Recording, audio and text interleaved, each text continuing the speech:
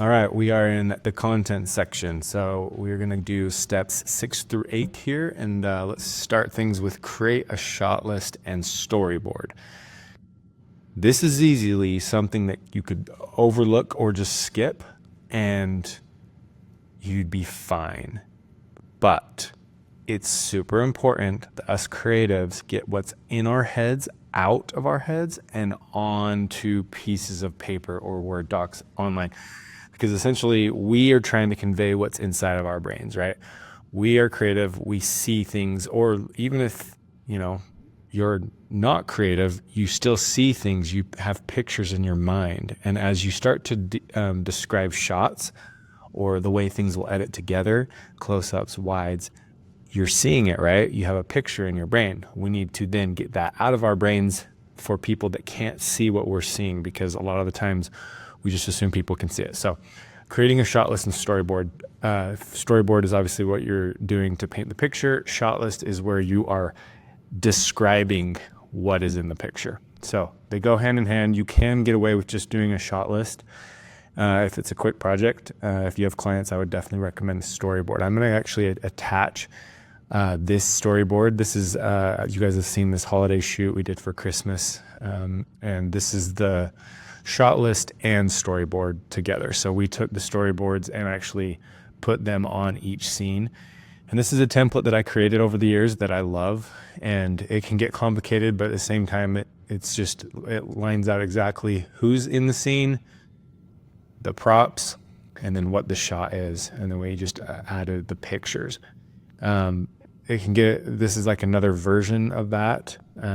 It can also get a little more complicated if we look at this one. So more actors, right? We're going to talk about what they're wearing. This is so that you make sure you have the right props for the right time of day during the right scenes. The right actors are there on time. If you have any extras, iPads, and then we're going to talk about different setups inside of this one scene. So scene D2, living space. So they're the same scenes, but different people, right? And different setups, different angles. And the whole idea is that you want to be able to get everything put together. Let's see, everything put together so that it's super organized, and what is on your shot list matches up, your schedule, which is your call sheet. And we talked about that in the previous video, where it has the times outlined. At 8 o'clock, we're going to do this shot. At 8:15, we're going to do this shot. So that is where we are also going to align that with this. Because one thing I learned early in film is it's easy to shoot in order of the script, but that's so inefficient, especially when you have actors. Now it's like, duh. But I remember putting my first script and shot list together. I was like, we should just do these scenes. And it didn't make sense because I had to move the camera, and I was like, oh, we could knock out like 5 things that would come later in the video, but do it now while we're set up for it. So you'll see things like scene 7A, 8A. The next setup is 15, right? So that's 2 different sections. You've got the middle, or you've got scene 7 and 8, and you've got scene 15, scene 10. But the point of that is we have this little girl that is in the video. I think it's worth looking at these real quick, but then looking at the video. So, in fact, I'm going to go to this first scene. So this is all little girl stuff, right? And then we wrapped her, and then it was mom. So scene 1 and 2, master bedroom door, mom, and a wide and medium. So these were the first 2 shots we did with her, and it's actually the first 2 shots of the video. So it was the night before Christmas. The weather was... boom. So that is those 2 scenes. And then we jump to this scene, or I guess the mom reacts, because we would have had to go outside. So let's stay inside the house, get this scene, then go back to shot 3, which is what we're seeing here. And then that shot of her reacting comes way later, but we shoot it while she's there, right? So super fun. And then we get the dad reacting next, and then the last shot. So and then exterior of home. So it's kind of I'll add this so that you can take it as a template. I'll even add this video so you can line it up and just see how things kind of came together. And so anyway, that is quite the introduction to this long section. But basically, if we, like I said in a lot of the other videos, make sure to use this as kind of a checklist as you're going through each shoot. So review the project brief. So it's kind of going back to the brief, making sure that that's going to actually line up with your shot list and storyboard, outline essential shots. So that's what we're doing inside of our shot list is, these are essential shots. We're putting them together. Oh, and this is what I was talking about with the call sheet matching up with like 7A, 8A, scene 15 all lines up with what we've got here. I should have been zooming in on this. I apologize. Probably hard to see. So, okay. Sketch or describe the storyboard. This is just the description under the image, align with production schedule, share, iterate with the team. So do it and then go with and get with your team, whether you have the camera person, the director, anybody that's involved with the shoot. Let's talk about it. Give feedback, all the things that would come with this. So this one I'd kind of breeze over, but align with the production schedule. So that's where we're arranging the shots in order that makes sense logistically.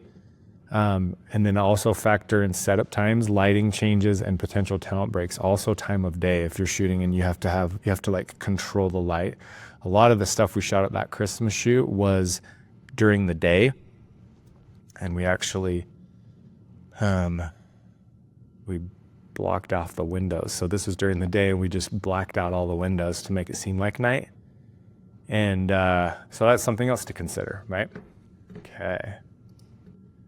So let's talk a little bit about why this matters. Efficiency and cost control. You're so much faster and more efficient. You can do so much more when things are organized and you spend time pre-producing everything that you end up shooting. Creative consistency. Sticking to storyboard ensures each project aligns with the client's brand and goals. And then always bring it back to the long-term relationships and the retainer of reliability. So we're showing our client that we're awesome, right? And that's what we're doing over and over and over. Okay, so when we go through our shot list, that's where we're going to start figuring out the equipment that you need. So when you're looking at this is a locked off shot, so I know I need a tripod. We have some shots that, if I think it was this shot list, but we have like wide statics, beauty shots, David over the shoulder, wide profile, finding a good example of like Steadicam. So this is me just visualizing, okay, I want this shot, a Steadicam, where I want to evoke this kind of emotion with this shot. So Steadicam. So that means I know when I get to this part of this, the production scheduling and everything, we're going to know which equipment and resources we're going to need. So list the acquired equipment, go through everything, what cameras, lighting, gear, alternatives, coordinate rentals. If you're from Utah, this is our favorite rental house. We're good friends with the owners of Enigma 3, and we've used them for a really long time. And over the years, we've actually got enough equipment that we're renting stuff ourselves, which is cool. So we can be a resource, but also these guys have everything you could ever need.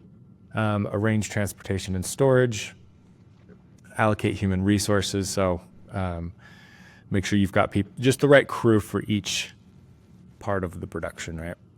Update the production timeline. So you're going to be always flexing and changing things, especially as you start to figure all this out. There's going to be like rental issues that maybe you can only have it for this time of day. And so you've got to change the shot list around a little bit, where you have actor availability only this time, and things change constantly. And filmmaking, you'll learn, is literally just putting out fires and solving problems over and over and over.